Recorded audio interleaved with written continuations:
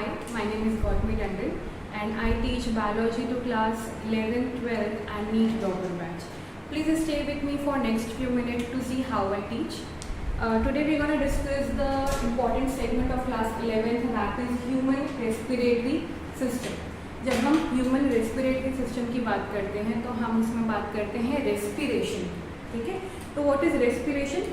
Respiration is nothing but it is a breaking of respiratory fuel to get energy and it is a physico-chemical process. Physico-chemical process मतलब क्या? मतलब respiration की जो पूरी प्रक्रिया है उसमें जितने भी steps हैं उसमें कुछ स्टेप फिजिकल हैं और कुछ स्टेप केमिकल हैं. ठीक है, तो इसलिए मैं बोल रही हूँ respiration is a physico chemical process. अब सिंपल, जैसे मैंने बोला कि रेस्पिरेशन क्या है, that is a breaking of respiratory fuel to get energy. तो यहाँ पे वो रेस्पिरेटरी फ्यूल क्या है? हमने जो खाना खाया, जैसे हमने फूड इनटेक किया, ठीक, खाना खाने का मेन पर्पस क्या है कि हमें एनर्जी मिल सके. देखना, जब हम खाना नहीं खाते हैं बहुत टाइम तक, जैसे फास्टिंग करेंगे या बहुत टाइम तक के हमने कुछ खाना नहीं खाया, तो वी स्टार्टेड फीलिंग लो, बहुत ज़्यादा एग्जॉशन फील होता है, बहुत ज़्यादा एग्जॉस्टेड फील होगा, बहुत ज़्यादा लो फील होगा. ठीक है, क्यों? क्योंकि लैक ऑफ एनर्जी होने लगती है. तो हम जो खाना खा रहे हैं मेनली उससे हमें क्या मिल रहा है? एनर्जी. तो हमने खाना खाया, अब वो खाना क्या होगा? It will get digested into a simple form. It will get digested into a simple form. वो और छोटे छोटे सिंपल मॉलिक्यूल्स में टूटेंगे, जैसे कि glucose, amino acid, monomers of nucleic acid, ये सारी चीज़ों में वो ब्रेक डाउन होंगे और वो कहाँ जाएंगे? आपके ब्लड में जाएंगे. ठीक है, कहाँ जाएंगे? ब्लड में जाएंगे. तो क्या ये ब्लड में जब गए तो क्या हमको एनर्जी मिल जाएगी? क्या नहीं, हमें वहाँ पे एनर्जी नहीं मिलेगी. जैसे सपोज मेरे पास ब्लड में ग्लूकोज आया, ठीक है, तो जैसे मेरे पास ग्लूकोज आ गया ब्लड में तो मुझे एनर्जी मिल जाएगी? नहीं. उससे मेरे को ग्लूकोज से एनर्जी रिलीज करने के लिए मुझे पहले क्या करना पड़ेगा? इसको ऑक्सीडाइज करना पड़ेगा. ठीक है, ग्लूकोज को मुझे क्या करना पड़ेगा? ऑक्सीडाइज करना पड़ेगा. ऑक्सीडाइज मतलब we need to add oxygen to the glucose so that glucose break हो और उससे हमको क्या मिले? एनर्जी मिल सके. तो अब ऑक्सीजन लेने के लिए हम क्या करते हैं? ब्रीदिंग करते हैं. ठीक है, जो भी हम एटमॉस्फेयर से सांस ले रहे हैं, एयर अंदर ले रहे हैं या बाहर छोड़ रहे हैं, ठीक है, तो इससे हमको क्या मिल रहा है? मेरी ऑक्सीजन मिल रहा है. सी,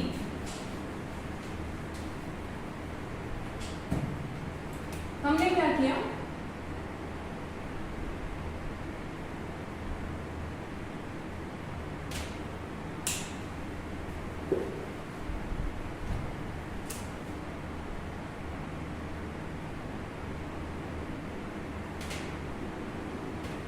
हमने क्या किया?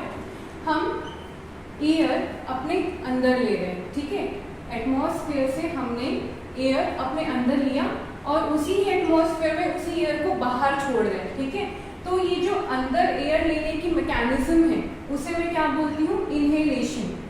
उसे मैं क्या बोलूंगी?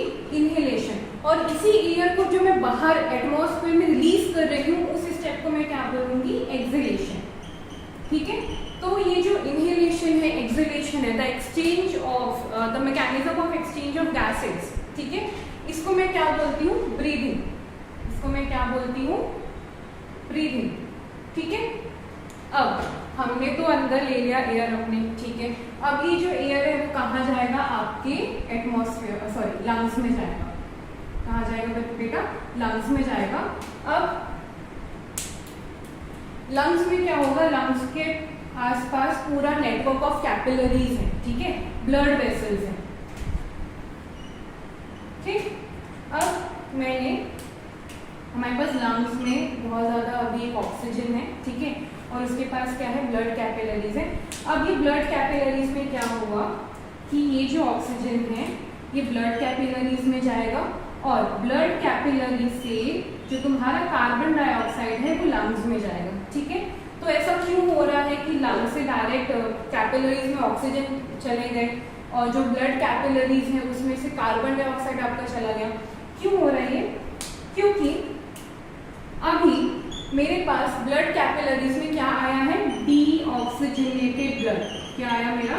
Deoxygenated blood. ओके, अब ये डीऑक्सीजनेटेड ब्लड जो है, नाम को ध्यान से समझिए, डीऑक्सीजनेटेड मतलब ऑक्सीजन की कमी है, ठीक है। यहाँ पे ये ब्लड में क्या है, ऑक्सीजन कम है, तो यहाँ पे ऑक्सीजन कम है ना बेटा, और यहाँ पे क्या है, लंग्स में क्या है, ऑक्सीजन की मात्रा ज्यादा है, तो क्या हो जाएगा, high partial pressure to low partial pressure. अभी यहाँ पे क्या है, डीऑक्सीजनेटेड ब्लड है, मतलब यहाँ पे जो जितना भी ब्लड है इस एरिया में ऑक्सीजन कम है और लंग्स में क्या है, ऑक्सीजन ज्यादा है, तो high partial pressure to low partial pressure चीजें जाएंगी। इसको मैं क्या बोल सकती हूँ, इसे मैं डिफ्यूजन बोल सकती हूँ, ठीक है, इसे मैं क्या बोल सकती हूँ, डिफ्यूजन बोल सकती हूँ, या फिर मैं क्या बोल सकती हूँ, एक्सटर्नल रेस्पिरेशन, क्या बोल सकती हूँ, एक्सटर्नल रेस्पिरेशन, ठीक है।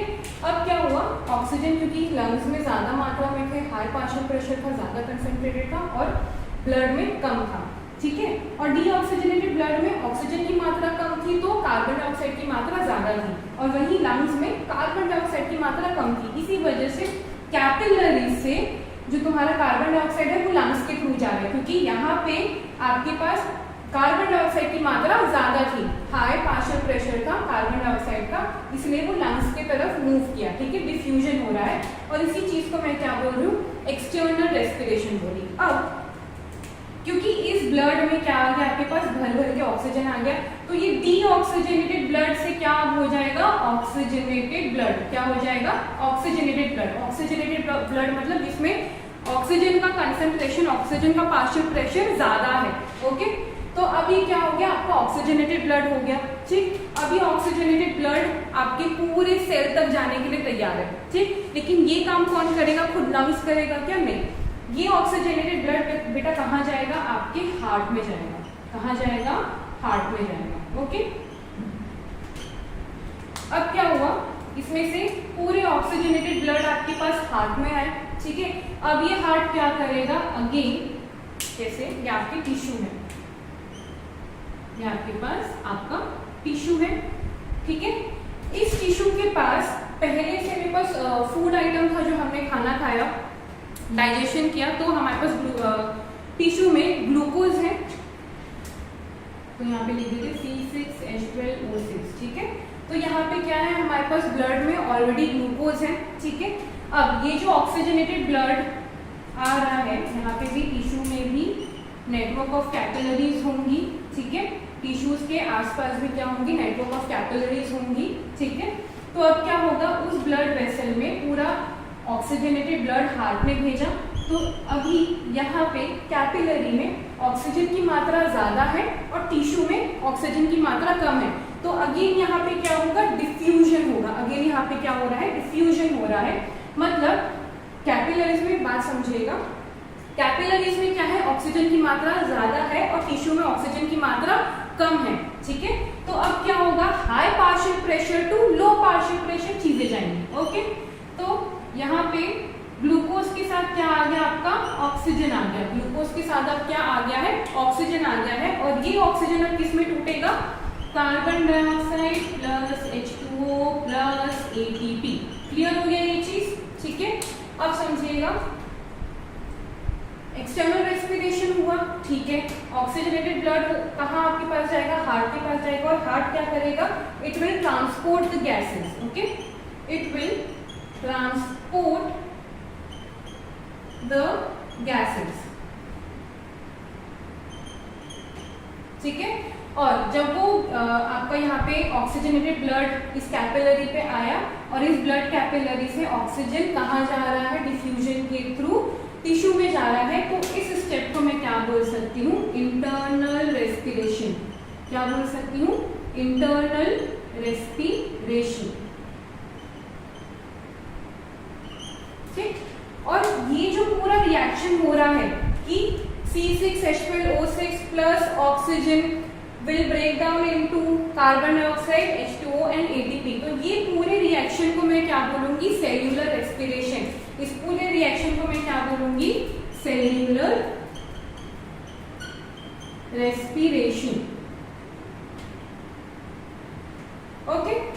तो अब क्या होगा समझो, मैंने बोला था रेस्पिरेशन क्या है, it is a physico chemical process, ठीक है। रेस्पिरेशन में 5 स्टेप हो रहे हैं। पहला breathing, second external respiration, third transport of gases, fourth internal respiration and fifth cellular respiration. ठीक है, तो अब इन जितने भी 5 स्टेप है इसमें जो आपको first, second, third and fourth step till the internal respiration they are the physical process, और जो आपका सेल्यूलर रेस्पिरेशन है it is the chemical process. Clear हुआ ये बात? अब जैसे मैंने बोला कि मुझे एंड प्रोडक्ट क्या मिल रहा है, जो मुझे चाहिए था, मेरे सेल को चाहिए था, दैट इज एनर्जी। ठीक, तो यहाँ पे नॉर्मल कंडीशन पे मेरे पास एटीपी के 38 मॉलिक्यूल्स मुझे मिलते हैं। ठीक है, मुझे कितने मिलते हैं? 38 मॉलिक्यूल्स। लेकिन क्या ये पूरे 38 मॉलिक्यूल्स सेल को मिल जाते हैं क्या काम करने के लिए? नहीं। इनमें से जो 2 मॉलिक्यूल्स हैं वो आपका ये जो सेल्यूलर रेस्पिरेशन हो रहा है, ये जो पूरा रिएक्शन हो रहा है उसको करने के लिए यूज होते हैं। भाई ये रिएक्शन के लिए भी तो हमको एनर्जी चाहिए ना, सेल को अगर ये रिएक्शन करना है तो उसको उसके लिए एनर्जी चाहिए, तो वो कितने यूटिलाइज करता है? इसमें से 2 एटीपी मॉलिक्यूल आपके सेल्यूलर रेस्पिरेशन में लगते हैं, बचे 36 मॉलिक्यूल वो कहाँ जाएंगे? बाकी और सेल जो है वो उसको अपने बाकी काम के लिए यूज करेगा। क्लियर हो गया ये चीज? इसको सिंपल इस फॉर्म में लो, जैसे हम क्या करते हैं, हमें कोई प्रोडक्ट चाहिए होता है तो हम उसमें क्या करते हैं कि हम Amazon में जाकर और वहां से वो प्रोडक्ट को ऑर्डर करते हैं, पर क्या Amazon वाला उस प्रोडक्ट को खुद बनाता है क्या, खुद प्रोड्यूस करता है क्या? नहीं, वो भी किसी ना किसी से उस प्रोडक्ट को ले रहा होगा। तो सेम यहाँ पे समझो, ये जो टिश्यू है दैट इज द कस्टमर, और उसे क्या चाहिए? मेनली ऑक्सीजन चाहिए। क्यों उसे? क्योंकि ऑक्सीजन और ग्लूकोज की ही मदद से क्या हो पाएगा? एटीपी मिल पाएगा। ठीक है, तो उसे प्रोडक्ट क्या चाहिए? ऑक्सीजन चाहिए। ठीक है, तो उस तक वो ऑक्सीजन लेके कौन आएगा? हार्ट। उस तक वो ऑक्सीजन लेके कौन आएगा? हार्ट। तो यहाँ पे हार्ट क्या है? एज अ Amazon, जो हम लोग जाके प्रोडक्ट ऑर्डर करते हैं ना Amazon में, तो वो Amazon का जो रोल प्ले कौन कर रहा है यहाँ पे? हार्ट। ठीक है, अब हार्ट खुद ऑक्सीजन बनाता है क्या? Amazon वाले खुद वो प्रोडक्ट बनाएंगे क्या? नहीं। मेनली ऑक्सीजन कहाँ आ रहा है? आपकी लंग्स में। तो मेन जो ऑक्सीजन का प्रोडक्शन हो रहा है, मतलब बॉडी में जहाँ मेनली ऑक्सीजन आ रहे हैं वो कहाँ आ रहे हैं? लंग्स में आ रहे हैं। ठीक है, अब क्या होगा? लंग्स ने वो पूरे oxygen in a form of oxygenated blood किसको दे दिया? हार्ट को दिया कि भाई अब आप जाके सारे सेल्स को वो ऑक्सीजन डिस्ट्रीब्यूट कर सकते हो। तो अब क्या होगा? ये जो हार्ट है वो ऑक्सीजन लेके, अब देखो जो भी Amazon के ओनर है या CEO है वो customer to customer, door to door जाके तो सर्व नहीं करते हैं, वो प्रोडक्ट को नहीं देते हैं। हम तक प्रोडक्ट लेके आता कौन है? Delivery boy. तो यहाँ पे ये जो ब्लड है वो है डिलीवरी बॉय। ठीक है, तो हार्ट के पास ऑक्सीजनेटेड ब्लड आया लंग्स के थ्रू। ठीक है, अब ये हार्ट क्या करेगा? सारा ऑक्सीजनेटेड ब्लड डिलीवरी बॉय, मतलब वो ब्लड के थ्रू आपके टिश्यू तक पहुंचेगा और वो टिश्यू को मिल जाएगा अभी ऑक्सीजन, और ग्लूकोज के साथ ऑक्सीजन रिएक्ट करके क्या आपका बनाएगा? CO2, H2O और ATP। क्लियर हो गया?